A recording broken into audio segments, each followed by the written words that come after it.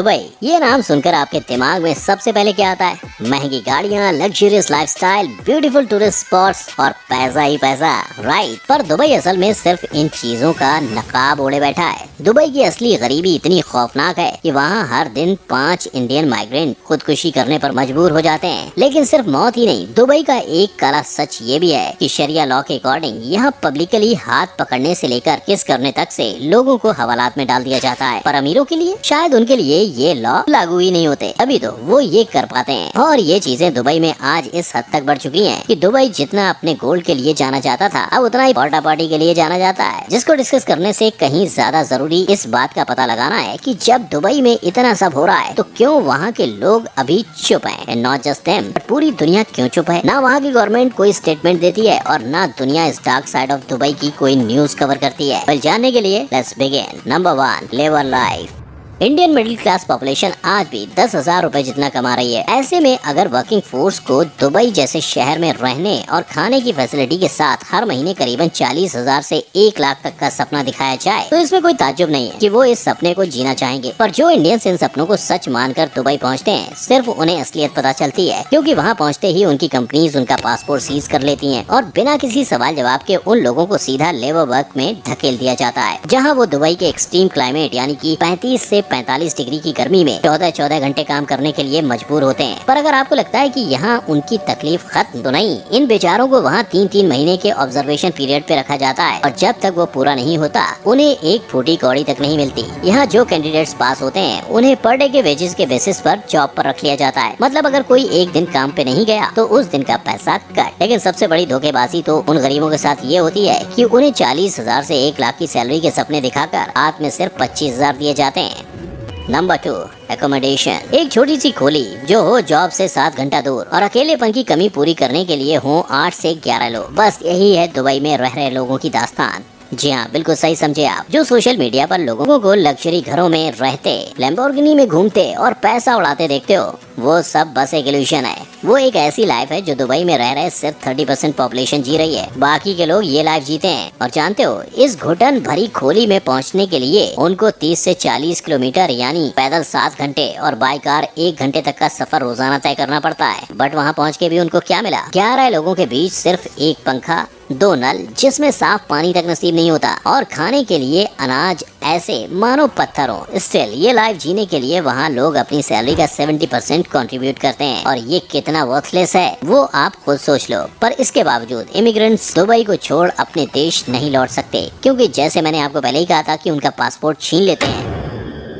Plus उन्होंने जो Dubai तक पहुंचने के लिए लोन लिया होता है की भी भरपाई नहीं हो पाती। यही वजह है कि लोग वहां जिंदगी से तंग आकर डिप्रेशन का शिकार होने लगते हैं और आखिर में कोई और रास्ता न देखते हुए मौत को गले लगा लेते हैं। अकॉर्डिंग टू डेटा, रोजाना 5 इंडियंस दुबई में खुदकुशी कर रहे हैं। Number 3, females. और आपको क्या लगता है, क्या ये सारे जुल्म सिर्फ वहाँ रह रहे मर्द ही सह रहे हैं? ना, दुबई में औरतों का हाल भी कुछ ऐसा है। और ये कंप्लेंट सिर्फ इन 2 महिलाओं की नहीं, about 2 dozen females domestic workers ने सेम ऐसी कंप्लेंट्स ह्यूमन राइट्स वॉच को की हैं, जो कि एक इंटरनेशनल नॉन गवर्नमेंटल ऑर्गेनाइजेशन है that do research and advocacy. And इस ऑर्गेनाइजेशन का कहना है कि ये कहानी सिर्फ 2 दर्जन औरतों की नहीं, बल्कि वहाँ रह रही हर दूसरी औरत की है। एजेंट औरतों को दुबई भेजती हैं, पासपोर्ट छीन लेते हैं एंड लेटर 24/7 फोर्स किया जाता है बिना रुके काम करने को। ऑन टॉप ऑफ दैट उनको डोमेस्टिक वायलेंस, वर्बल अब्यूजमेंट और सेक्सुअल हैरेसमेंट सहना पड़ता है। और दुख की बात ये है कि ये सब करने और सहने के बावजूद उन्हें वहाँ पे नहीं किया जाता। लेकिन सबसे खौफनाक बात ये है कि अगर वहाँ की औरत अपने खिलाफ हुए सेक्सुअल हैरेसमेंट और उस जैसे क्राइम की रिपोर्ट करने पहुँचती है तो उसे ही जेल में डाल दिया जाता है या डिपोर्ट कर दिया जाता है। और यही हुआ ऑस्ट्रेलिया की एलिसिया गैली के साथ, जो फेमस होटल चेन स्टारवुड के दुबई होटल में स्पा एंड ब्यूटी सैलून की मैनेजर के तौर पर दुबई शिफ्ट हुई थी। उसके वहाँ शिफ्ट होने का खर्चा, सेम होटल में रहने का कमरा, इस सब का इंतजाम कंपनी ने किया था। पर 3 महीने बाद कुछ ऐसा हुआ जिसकी कल्पना उसने कभी की ही नहीं थी। उसके कमरे में पानी भरने की वजह से वो देर रात को स्टाफ बार गई थी और वहीं उसे ड्रिंक में मिलाकर कुछ पिला दिया गया। जिसके बाद जब एलिसिया उठी तो उसे पता चला कि उसी कंपनी के 3 एम्प्लॉइज ने उसके साथ रेप किया। एलिसिया ने ये बात अपने सीनियर मैनेजर को बताई और पुलिस में जाने की बात की, पर उसे रोक दिया गया। हालांकि कुछ दिन बाद एलिसिया ने बड़ी हिम्मत करके पुलिस को ये बात बता दी। पुलिस ने उसे एक स्टेटमेंट पेपर पर साइन करवाया, उसके साथ रेप करने वालों को हथकड़ियों में कोर्ट लाया और उन सब के साथ एलिसिया को भी 12 महीने जेल की सजा दी। पर क्यों? वेल इसलिए क्योंकि दुबई के शरिया लॉ के अकॉर्डिंग वहाँ रेप होने वाली महिला को विक्टिम नहीं बल्कि क्रिमिनल के तौर पर देखा जाता है। वो आउटसाइड ऑफ मैरिज सेक्स करने के लिए एक्यूज्ड होती है और अगर कोई फीमेल ये साबित करना चाहे कि वो इनोसेंट है तो उसे 4 मेल मुस्लिम विटनेसेस चाहिए जो ये कह सकें कि उसका रेप हुआ था। यही वजह है कि वहाँ रेप होने वाले विक्टिम्स जल्दी दुनिया के सामने नहीं आते और चुपचाप सब कुछ सहते रहते हैं। Number 4, prostitution.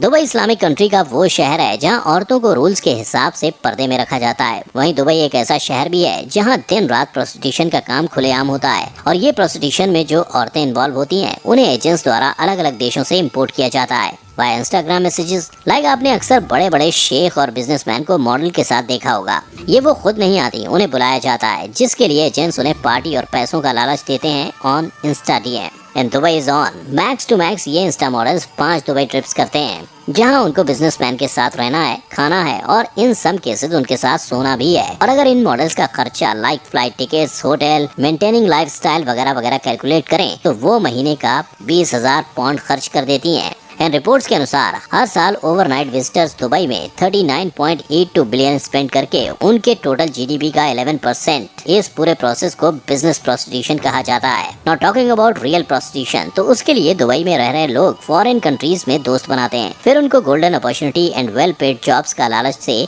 दुबई बुलाते हैं और ये जॉब्स और कुछ नहीं बल्कि प्रोस्टिट्यूशन होते हैं। लाइक ऑक्साना उज्बेकिस्तान की 19 साल की लड़की की बात करें तो उसको ऐसे ही लालच से एक फैमिली ने दुबई में जिसके बाद उस लड़की का पासपोर्ट छीन लिया गया एंड उसको प्रोस्टिट्यूशन के लिए फोर्स किया गया। जब उसको पहली बार एक आदमी के साथ सोने भेजा तो लड़की ने डर और खौफ से आदमी को अपनी कहानी बताई एंड उस भले आदमी ने उस फैमिली को 20,000 दिरहम देकर छुड़वा लिया। पर उस लड़की को क्या ही पता था कि वो कीमत उसकी आज़ादी के लिए नहीं पर उसको खरीदने के लिए भरी गई थी। उस आदमी ने लड़की को वहाँ से उठाया एंड उसके क्लाइंट जिसकी डिमांड वर्जिन गर्ल खरीदने की थी उसको बेच दिया। और ऐसे ही कई सारे केसेस आए दिन नजर आते हैं because of Dubai sex tourism. Dubai की पुलिस अथॉरिटीज से मिले स्टेटिस्टिक्स भी यही बताते हैं कि वहाँ at least 60% women are subject to sexual harassment. Number 5, porta potty. ये देखकर आपकी रूह कांप गई होगी पर यही है पोर्टा पॉटी का सच। दुबई के अमीर लोग इंस्टाग्राम पर मॉडल और इन्फ्लुएंसर्स को इस तरह मैसेज के थ्रू अप्रोच करते हैं और एक बार लड़कियों ने उनके ऑफर में इंटरेस्ट दिखा दिया तो वो कन्वर्सेशन को वहीं या व्हाट्सएप पर आगे बढ़ाते हैं जिसके बाद वो उन्हें अपने पर्टिकुलर फेटिश और फैंटेसीज बताकर फर्स्ट क्लास पेड ट्रिप और $35,000 तक का ऑफर भी देते हैं। और जितनी वियर्ड इनकी फैंटेसीज उतने बड़े दाम। हालांकि इस बड़े दाम को पाने से पहले इन लड़कियों को NDA नॉन डिस्क्लोजर एग्रीमेंट भी साइन करना पड़ता है। पर जो चीज ये लड़कियां नहीं समझ पाती वो ये है कि ये लड़कियां सिर्फ कुछ रुपयों के लिए अपनी जिंदगी दांव पर लगा रही हैं। मेरा मतलब आप बताओ, अगर वहाँ लोग इतने अमीर हैं कि अपनी फैंटेसीज को पूरा करने के लिए वो किसी को दूसरे देश से दुबई बुला रहे हैं तो अगर उन्हें अपनी आइडेंटिटी के डिस्क्लोज होने का थोड़ा भी खतरा लगा तो क्या वो इन लड़कियों को गायब नहीं कर सकते? And that's not all. अगर यहाँ किसी लड़की के साथ कुछ गलत होता है और वो पुलिस के पास जाती है तो आप जानते हो कि उसे एज अ विक्टिम नहीं एज अ क्रिमिनल देखा जाएगा, है ना। अब इतने सब के बावजूद क्या उनका ये करना सही है? Number 6, Dubai is a fine country. Dubai is a fine city but also a fine city.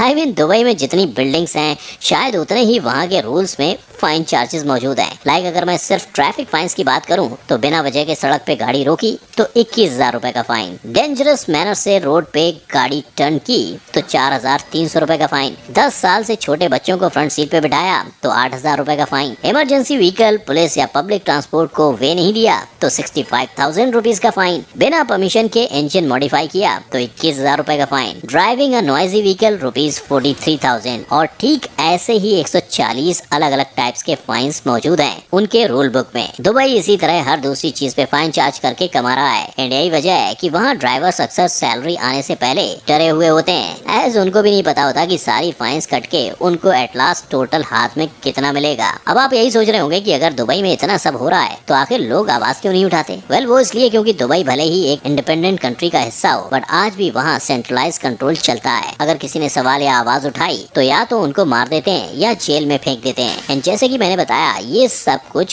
Construction site से 30 से 40 किलोमीटर दूर होता है। यानी दुबई की इस डार्क साइड को टूरिस्ट एंड बिजनेस स्पॉट से दूर रखा जाता है, सो दैट उनकी ये डार्क साइड हमेशा ही डार्कनेस में छुपी रहे। और उसे छुपाने के लिए लग्जरियस एंड रिच लाइफस्टाइल्स का फ्लैश लाइट मार दिया जाता है हमारी और दुनिया की आंखों पर, सो दैट कुछ दिखे नहीं। पर अब आप सोचो कि अगर इतना सारा डेटा मुझे मिल पाया है, तो क्या ये डेटा बाकी कंट्रीज से छुपा होगा? Well impossible. उन कंट्रीज को सब पता है कि दुबई में कब कहाँ क्या हो रहा है, ये वो चुप है। अब आप बताओ कि क्या इस टॉर्चर के खिलाफ और वहाँ रह रहे अपने देशवासियों के लिए उन कंट्रीज को आवाज नहीं उठानी चाहिए? नो तो क्यों, एंड इफ यस तो कैसे? बताओ अपनी views in comment section. Video को लाइक, शेयर और चैनल को सब्सक्राइब करना ना भूले।